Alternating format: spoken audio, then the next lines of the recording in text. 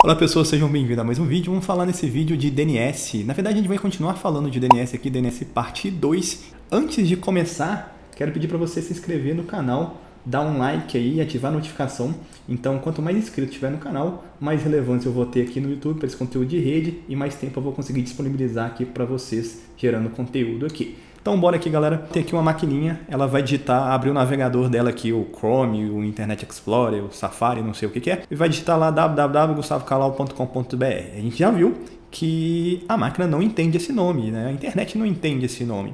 Então ela vai ter que transformar esse nome para IP. Então o que ela vai fazer? Ela vai ter registrado dentro das configurações dela um IP de um servidor DNS. Na verdade, ela vai ter dois servidores DNS registrados aqui, um que a gente chama de DNS primário e secundário, mas enfim, vamos supor que seja um só. Se ela não tiver essa configuração, ela não vai conseguir navegar. Para resolver esse nome, ela vai perguntar para um cara chamado DNS. O IP que está configurado aqui nessa máquina, do DNS que ela tem que pedir ajuda, é 192.168.0.10. Provavelmente é o DNS da rede local dela. Então ela vai pedir para o DNS ali da rede local, falar, cara, eu preciso do IP desse nome aqui, ó, www.gustavocalau.com.br. E aí, o que esse DNS vai fazer?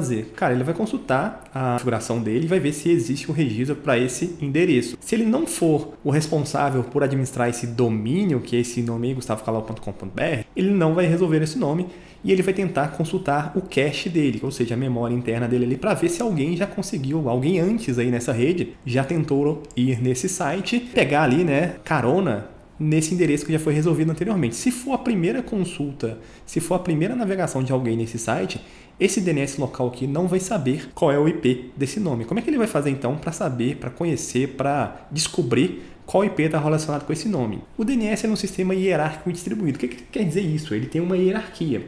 Assim como o sistema de telefonia tem uma hierarquia, por exemplo, mais 55 é Brasil, mais 1 é Estados Unidos. Esses são os dois que eu sei. Mas enfim, quando você está nos Estados Unidos e você digita o número de telefone do Brasil, as centrais telefônicas dos Estados Unidos vão consultar o número inteiro. Ele vê ali que começou com mais 55, ele vai direcionar isso diretamente para o Brasil. Então tem uma hierarquia que eu vou seguindo. Chegou no Brasil, provavelmente o código lá, sei lá, 31, Minas Gerais. Aí ele roteia essa ligação ali para Minas Gerais. Minas Gerais tem lá o prefixo 3277, está ali região metropolitana. E aí tem o Extension ID, o ramal, o número final ali que identifica aquele cliente ali de telefonia.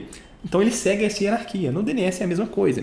Então se a gente olhar aqui, ó, www.gustavocalau.com.br, ele tem uma hierarquia escondida nesse nome. Repare que eu separei aí até por cores, né? Então tem o pontinho no final. Ah, mas eu não coloquei esse ponto no final. Eu coloquei só gustavocalau.com.br. Mas aí que tá. Quando você coloca o nome lá no seu browser, ele coloca esse pontinho no final. Aí a gente vai entender por quê. Então começa com um ponto da direita para a esquerda aí, né?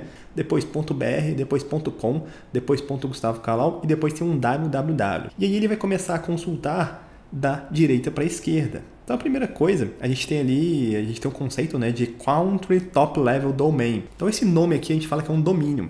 E nessa hierarquia, esse .br aí é um Top Level Domain de países, né? Então, Country Level Domain .br quer dizer que esse recurso aí que você está querendo acessar está dentro do Brasil, provavelmente, está registrado aí dentro do Brasil. Aí tem .uk, né? United Kingdom, Reino Unido, né? Aí tem o AU, se não me engano, Austrália, .se, eu não lembro o que é. Mas tem esse CCTL, já a gente vai entender o que isso faz. Então, a gente tem aqui o Generic Top Level Domain também, como, por exemplo, se fosse .com direto, né?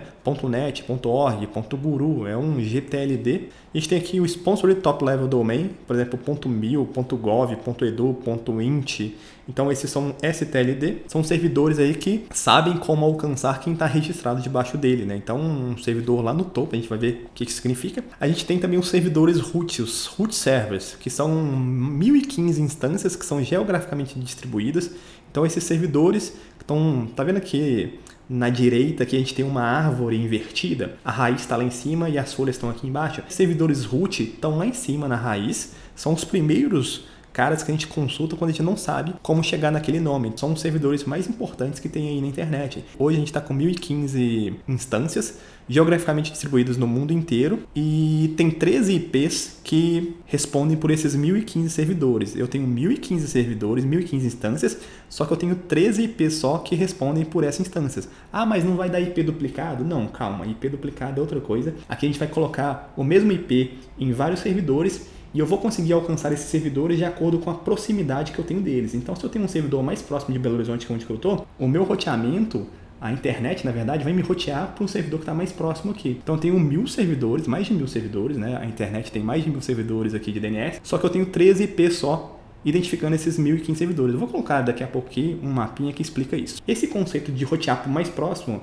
é chamado de Anycast. A gente tem o Root Zone, que é hospedado nos root servers, então essa Root Zone identifica os servidores TLDs. Quando eu pergunto para um servidor root, lá dentro tem uma zona chamada Root Zone, um arquivo de configuração que identifica todos os TLDs que estão ali de baixo. A Root Zone é controlada pela IANA, Internet Assigned Number Address, que é um órgão responsável para controlar diversas coisas na internet, inclusive aqui o Root Zone, e é hospedado por operadores. Quem são os operadores? Aí a gente vai ver aqui no mapinha. Então a gente tem aqui 13 servidores roots, né? Na verdade 13 servidores não, 13 IPs para identificar 1015 servidores. Então a gente tem os servidores do A, os IPs de A até M, e cada um desses IPs é responsável por um grupo de servidores. Então vamos entrar aqui nesse site aqui que é bem bacana, rootservice.org. Eu vou entrar aqui nesse site e repare aqui embaixo que eu tenho um mapinha. E olha aqui, do 269, 13, 11 aqui no Brasil, 71 aqui na América do Sul, aqui, né, aqui mais para baixo. E vamos clicar aqui, por exemplo, no 11 aqui,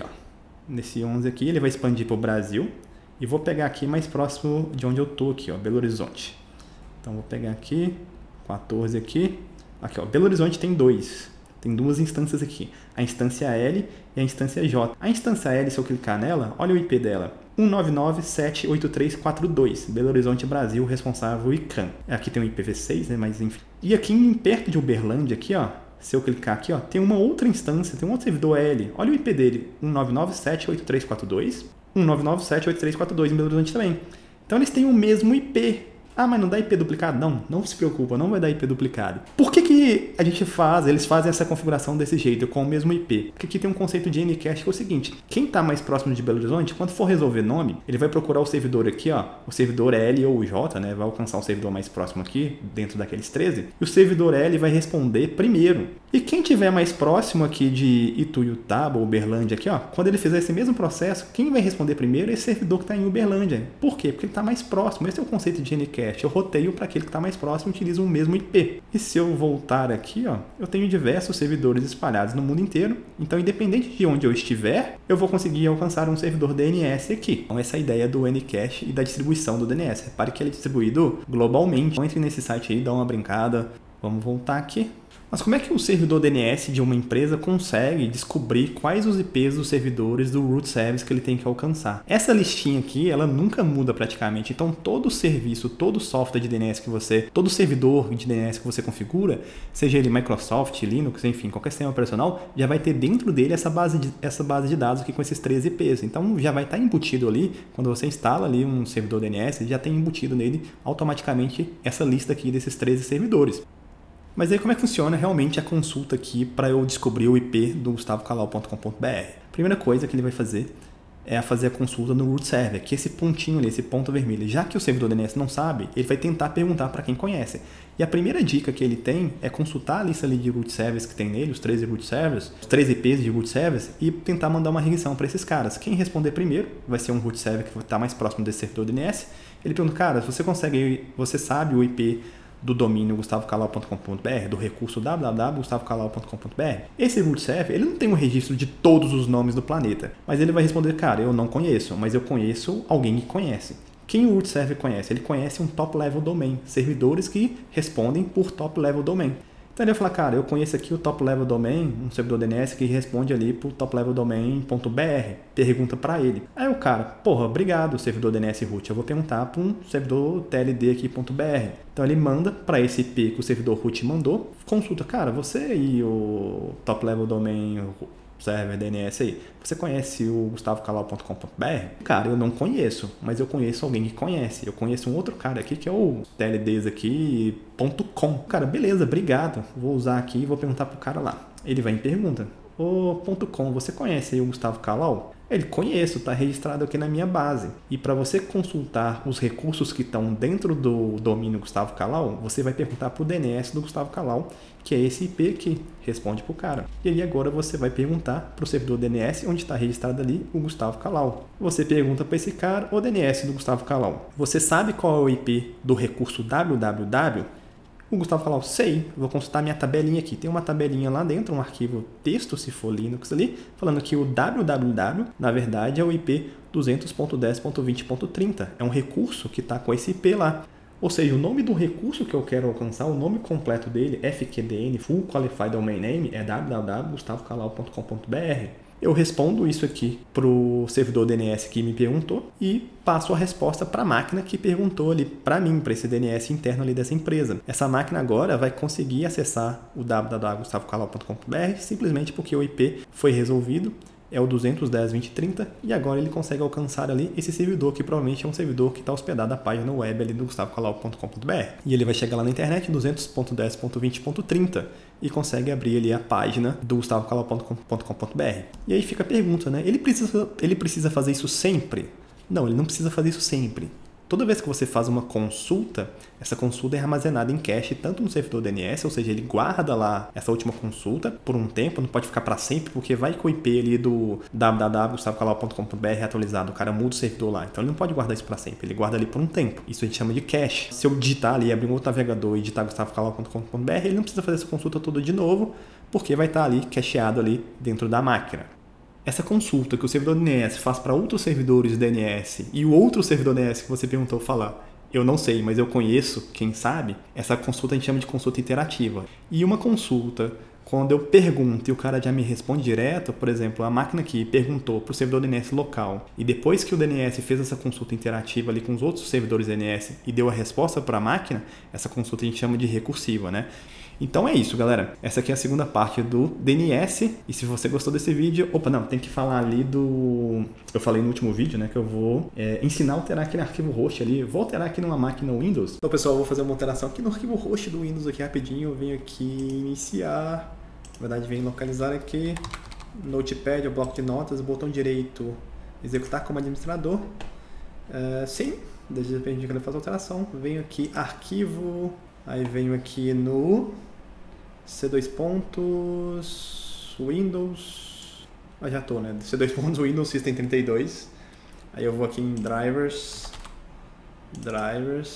aí venho aqui em etc, venho aqui em All Files, o host aqui, ó, e dou um abrir. Então esse aqui é o arquivo host aqui da minha máquina. Vou fazer o seguinte, eu já dei um ping aqui, por exemplo, no nasa.gov, que é o IP da NASA. E eu vou colocar aqui que quando eu acessar a globo.com, eu vou para a NASA. Então eu vou colocar aqui, por exemplo, o IP da NASA, que é o 52.0.14.116, e vou colocar aqui que vai ser o globo.com. Só isso. Aí eu vou salvar. Vamos abrir aqui o Internet Explorer aqui agora. Vamos ver aqui, globo.com, dá até um erro de privacidade aqui. Tô na NASA, mesmo digitando globo.com, ele foi para a NASA aqui. Deixa eu desfazer isso que eu fiz aqui, porque eu não quero isso. Venho só tirar aqui do arquivo host aqui e salvar. E é isso aí, galera, alterando o arquivo host aqui. E se você gostou desse vídeo, dê like, compartilhe, assine o canal e ajude aí a divulgar o canal. Beleza, galera? Obrigado e até mais.